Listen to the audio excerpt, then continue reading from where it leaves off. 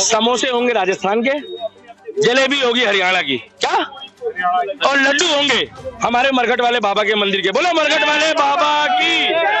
अभी तो कन्हैया मित्तल की एंट्री होनी है, जो रात को कह रहे थे मेरे को फोन आ गया, मैंने चंगी लग दी है पार्टी के दीपक ने, स्वयं फोन आया उनका कि दीपक मंजा, दीपक मंजा।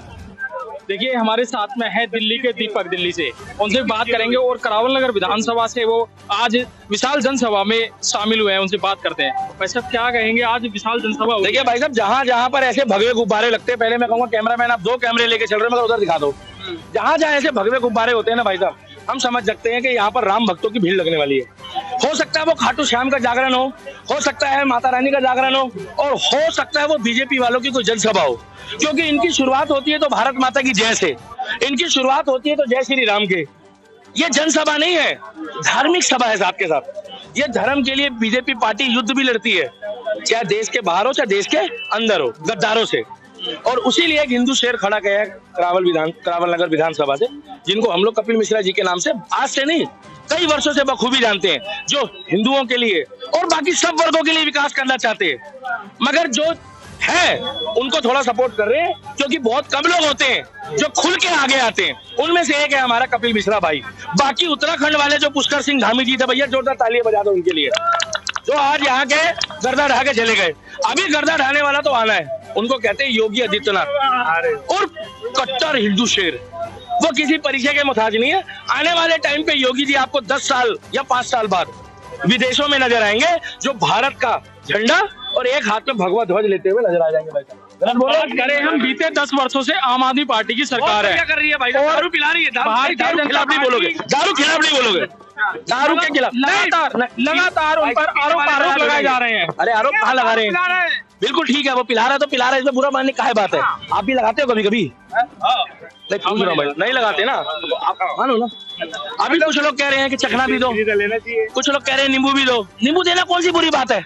आप भी तो खाते होगे सब्जी के साथ नींबू, तो चखने के साथ भी खाओ। अरे हम भी खाते हैं नींबू। अरे मेरे भाई, ना दिन देखता है ना रात देखता है। जब ये ऑन सिटिंग नहीं थे ना, तब भी सेवा कर रहे थे। नहीं यकीन आ रहा तो गूगल खोल के चेक कर लो। और आज भी सेवा करने के लिए आए हैं और एक तरफा जीत रहे हैं। हम लोग तो सिर्फ इसीलिए खड़े हैं कि हमारे भाई को हजारों लाखों वोटों से जीत मिले, और हम इनको ले जाके सीधा राज्य सरकार की कैबिनेट में बिठाएं। अब हम आपसे बात करें, भारतीय जनता पार्टी ने जो अब पहले से, अगर बात करें आम आददमी पार्टी की, आम आदमी पार्टी ने फ्री का जुमला दिया, तो क्या अब भारतीय जनता पार्टी नहीं दे रही? मैंने एक बात बता दो, अब बुरा मत मानना, आपने भी अपनी आईडी में ये नाम क्यों लिखा हुआ है? पहले कोई नहीं लिखता था, अब सबने लिखना शुरू कर दिया है। भैया जो जिस भाषा में जवाब चाहता है उसको उस भाषा में देना पड़ेगा। महाराष्ट्र में इन्होंने दिया, भैया मैं फ्री का जुमला तो बोल ही नहीं था। इसको मतलब मान लेके आप एक बात बताओ ना, ये रेवड़ी, फ्री की रेवड़ी। नहीं, सुनो, फ्री की रेवड़ी बोलना और करके दिखाना। आप मुझे ये बता दो कि आप पत्रकार हो और आपने कितनी पुष्टि करी है कि दिल्ली के सारे टीचरों को, क्या सरकारी के पक्के हो या गेस्ट हो, सबको सैलरी आज तक 10 साल की मिल गई है? आप ही बताओ। सभी लगभग, हम तो जनता से पूछते हैं, जनता का कहना है, जनता का कहना है, जनता बोल रही है कि भाई साहब हमें तो बिल्कुल स्कूल भी फ्री मिल रही है, स्कूल में अच्छी शिक्षा मिल रही है। स्कूल में आज भी जनता का कहना है, हम भी दिल्ली में पढ़े हैं। आपने सीधा किसी के टाइम पे स्कूल फ्री नहीं थे? फ्री है, तब पैसे लगते थे ना? नहीं, उस टाइम पे कापियों को लेते थे, याद करो, याद करो, आपसे पर्ची कटती थी क्या? हाँ बोल रहे हो, उस टाइम भी ठीक है भाई साहब। जवाहरलाल नेहरू जी के पहले से स्कूल फ्री है, अस्पतालों में इलाज फ्री है, बल्कि इन्होंने तो पूर्वांचल का मुद्दा चला दिया कि दिल्ली के वोटर नहीं है ये। इन्होंने बोला है, इन्होंने बोला है, हमने नहीं बोला। मोदी जी सबको साथ लेके चलना चाहते हैं और मोदी जी की नीतियां भी अच्छी है। और रहा सवाल, जो ये कहते हैं तो सोच समझ के कहते हैं, और जो कह देते हैं फिर वो करते भी हैं। अभी तक तो ये कह रहा था कि जी मेरे पास कुछ है नहीं, मैंने 10 साल से किया नहीं है, और एक तरफ कहता है कि विकास की आंधी। पहले कहता था ये राहुल गांधी पहले, और अब राहुल गांधी और इनकी आपस में बज रही है। आज सुबह से 2 बार पत्थर टकरा गए। आज देवभूमि से मुख्यमंत्री आए और उन्होंने मौसेरे भाई कहा था। क्या लगता है ये मौसेरे भाई अब की बार सरकार बना पाएंगे? भाई साहब मैं तो आपको एक बात बता दूं, अब की बार आपदा सरकार जाने वाली है। आप भी यही हो, मैं भी यही हूँ। 8 तारीख को जलेबी और समोसे होंगे राजस्थान के, जलेबी होगी हरियाणा की, क्या, और लड्डू होंगे हमारे मरघट वाले बाबा के मंदिर के। बोलो मरघट वाले बाबा की। मैं आपको दिख जाऊंगा, मगर शर्त ये है पत्रकार, मैं दोबारा आपके पास नजरें तब मिलाऊंगा अगर आपने कुछ उल्ट सुल्ट डाला या अपनी मर्जी से डाला, बुरा मत मानना भाई साहब, गलत तो नहीं करा। जो कहा जाता है वो डालो। अगर हम सपोर्ट करते हैं सनातन की, मोदी की, तो वैसे ही लिख के डालो। अगर उल्टा सीधा लिखोगे तो उसका इफेक्ट ये है कि आदमी ऊपर राम देख रहा है। आपको क्या दिक्कत आई थी कि जब राम मंदिर बनाया मोदी ने? बोला नहीं, किया। आपको क्या दिक्कत है भाई साहब, सहारनपुर एक्सप्रेस वे बन रहा है, अब आप ये मत बोलना उसमें झाड़ू वाले नहीं जाएंगे, कांग्रेस वाले नहीं जाएंगे। बोल दो भाई साहब, उसमें हिंदू जाएगा तो मुसलमान भी जाएगा, सिख जाएगा तो ईसाई भी जाएगा। आपने कभी सुना है कि मोदी जी के आने के बाद ट्रैफिक वाले ने ये पूछा हो कि आप कौन सी जाति के हो? अभी आपने रूल तोड़ा है तो मतलब रूल तोड़ा है। ये विकास करने आए। हाँ, इनको भी 5 साल तो देने पड़ेंगे। पूछो क्यों? पिछली 10 साल की गंदगी यमुना की, पिछले 65 साल की गंदगी सारी इकट्ठी हुई पड़ी है। अब आप सोचोगे कि आते ही कोई ऐसी मशीन नहीं बनी कि यमुना का गंद पी जाए। कि हमारे पूर्वांचल के व्यक्ति उत्तर प्रदेश, बिहार, छत्तीसगढ़ और जो छठ बनाते हैं वो कम से कम तसल्ली पूर्वक यमुना माई के दरबार में जाके छठ मैया की जय कर रहे हो। आप कभी घाट बनाए गए? अयोध्या गए? नहीं गए हैं तो अयोध्या गए। अयोध्या में अब जो सरजू है, अब जो पूरा वहाँ का जो मतलब आबादी क्षेत्र था, आज वहाँ पर निखार देख रहे हो आप। गिने चुने टूट फूट होने के बाद जब उनको रहन बसेरे घर दिए गए, सुन लो, उसके बाद वहाँ पर एक ऐसी तरक्की की आंधी आई है। आप जाकर देखो, वहाँ डुबकी मारोगे ना आप, अभी प्रयागराज में जहाँ पर महाकुंभ चल रहा है, तो भाई साहब आपको लगा है वहाँ पे कि आपको स्मेल आ रही है? अब ये मत बोलना वहाँ करोड़ों लोग नहीं जा रहे हैं। उत्तर प्रदेश का साम्राज्य योगी जितना संभाल रहा है और जो कहता है वो करता है, और वो अपराधियों के लिए है। अब योगी जी बीच बीच में हर 10-15 दिन में यहाँ आते रहेंगे। जैसी सरकार बन जाएगी, हो सकता है कपिल मिश्रा जैसा मुख्यमंत्री बन जाए, हो सकता है कोई और बन जाए, और आके उनको चाय पिलाते पिलाते में बोलते होंगे कि काम ठीक चल रहा है, मेरे से बीच बीच में नॉलेज लेते रहा करो, क्योंकि मैं 25 करोड़ की आबादी संभाल रहा हूँ। तुम्हारे पास तो 3 करोड़ है, इनको तो मैं जो अपराधी उनको 2 दिन में, अपराधियों को बोल रहा हूँ, तुम गलत मत समझ लेना कहीं, अपराधी को बोल रहा हूँ मैं, इनको बोल रहा हूँ भाई साहब, अपराधियों को 2 दिन में सीधा कर दूंगा। अच्छा बताना, बुरा मत मानना, उत्तर प्रदेश की आबादी और पाकिस्तान की आबादी एक तरफ। अगर गलती से योगी जैसा बंदा पाकिस्तान चला जाए ना भाई साहब, तो 4 दिन में वहाँ छटनी हो जाएगी। कारण वहाँ पर सफाई हो जाएगी। और मेरा योगी किसी का बुरा नहीं चाहता, मेरा योगी सिर्फ क्रिमिनल के पीछे पड़ा है। बहन बेटी की इज्जत लूटोगे, इसीलिए योगी जी को भी मैदान में लाया जा रहा है। मैं योगी जी की बात क्यों कर रहा हूँ? योगी जी की बात क्यों कर रहा हूँ? क्योंकि 2 दिन बाद योगी जी दिल्ली में मैदानी रण में आ रहे हैं इलेक्शन के, क्या? और जब वो आएंगे ना यहाँ पे, तो एक अलग लहर चलेगी, और वो लहर होगी, यही बात को समाप्त करेंगे, जो राम को लाए हैं हम उनको लाएंगे, करावल नगर में फिर से हम भगवा लहराएंगे। अभी तो कन्हैया मित्तल की एंट्री होनी है, जो रात को कह रहे थे मेरे को फोन आ गया, मैंने चंगी लग दी है पार्टी, कह रहे थे ना कांग्रेस के बारे में।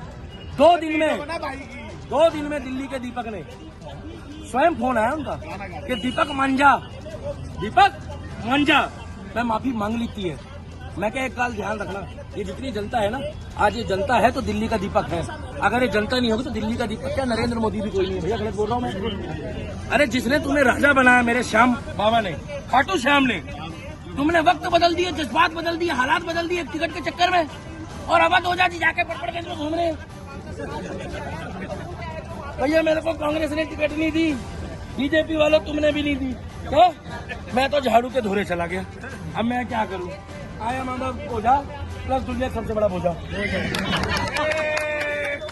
आपको पता है, अब मत बोलना, उनका बयान वायरल है कि मैं बीजेपी वालों के पास भी गया। आप पत्रकार हो, आप भी पढ़ते हो, देखते हो, मैं भी देखता हूँ। मैं कांग्रेस वालों के पास गया, मगर मुझे झाड़ू वालों ने बोला कि तुम यहाँ आ जाओ, तो वहाँ आवाज भी ऐसे आ रही थी।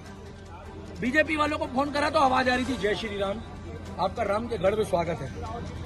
कांग्रेस वालों को फोन करा हो जाने तो आवाज आ रही है, चिकन बर्गर, दारू, चखना शाम को मिलेगा। मैं नहीं कह रहा हूँ भाई साहब। और इधर फोन करा झाड़ू वाले को, तो पता क्या आवाज आ रही है? अब की बार आऊंगा तो अपने नेताओं को बोरा भर भर के दारू पिलाऊंगा। इन्होंने बोला यार ये ठीक लग रहा है, रात को टेंशन दूर हो जाएगी। मगर यार जितने भी लोग खड़े हैं, बुरा मत मानना, मैं आपको गारंटी दे रहा हूँ, डंके की चोट पे कह रहा हूँ, ये जरूर डालना, और एडिटर को भी कह देना, यहाँ कोई भी व्यक्ति तुम एक चेक कर लेना, अगर कहीं से बुलाया हुआ निकल जाएगा तो दिल्ली का दीपक का चैलेंज है।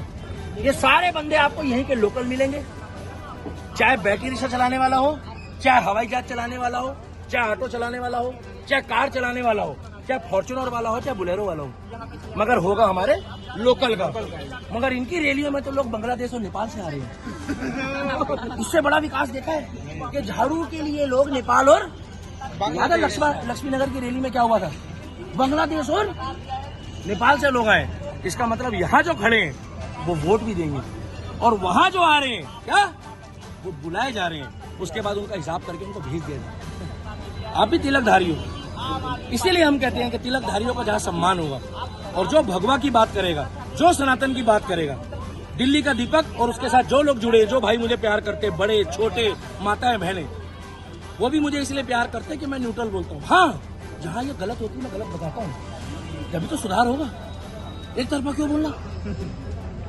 इसीलिए मैं कह रहा हूँ कि दिल्ली में अगर अब की बारी इसकी ठटरी बंद गई अगर केजरीवाल की, तो बागेश्वर धाम का भक्त मुंह से निकल जाता है। तुम्हारे तो बहुत कुछ मुंह से निकल गया केजरीवाल, इनकी सरकार बन गई क्या?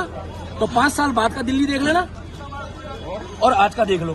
फोटो है वीडियो बना के रखो आप लोग, फोटो है वीडियो सब बंद कराएंगे। हाँ नहीं, अभी की, और उसके बाद 6 महीने बाद और साल बाद बीजेपी के विधायकों से पूछना कि क्या फर्क आया। मगर टाइम देना पड़ेगा भाई साहब। फायदा तब होगा जब राज्य में भी बीजेपी की सरकार बने, विधायक के साथ साथ जब मुख्यमंत्री भी बीजेपी का होगा तो डबल इंजन की सरकार चलेगी। इसीलिए हम कह रहे हैं कि पुष्कर सिंह धामी जैसे व्यक्ति तो अभी मैदान में आए, ये बताने आए हैं कि जैसे हमारी देव जन्मभूमि सज गई है, जैसे हमारी देव जन्मभूमि सज गई है, वैसे ही हम करावल नगर और दिल्ली को सजाने आए हैं। ये मेरे पुष्कर धामी जी ने बोला है, और कपिल मिश्रा जी के कंधे पे हाथ रख के गया कि जा, तेरे को देव जन्मभूमि वालों का आशीर्वाद मिल गया, तेरे को गंगा माई भी नहीं, अब तेरे को गंगा माई जो है वो आशीर्वाद दे रही है, और दिल्ली की जनता जो है वो तेरा साथ देगी। कपिल भैया को जय श्री राम, जय श्री राम, जय श्री राम। करावल नगर को जय श्री राम, जय श्री राम, जय श्री राम। और भाई साहब, हम सबके साथ हैं, हम 36 जात बिरादरी के साथ हैं, और हमारे लिए बिहार, छत्तीसगढ़, मध्य प्रदेश कहीं से भी आए हुए लोग हैं, हमारे दिल्ली का और हमारे देश का गौरव है। क्या हमें किसी भी राज्य से कोई दिक्कत नहीं है। केजरीवाल को दिक्कत है क्योंकि मोदी जी को और बीजेपी को छत्तीसगढ़, बिहार, मध्य प्रदेश और उत्तराखंड और उत्तर प्रदेश के लोग दिल से प्यार करते तो सारे हैं, मगर ये कुछ ज्यादा ही करते हैं, इसलिए उनको दिक्कत थी, तो इसलिए उन्होंने मुंह से बोल दिया। जय श्री राम।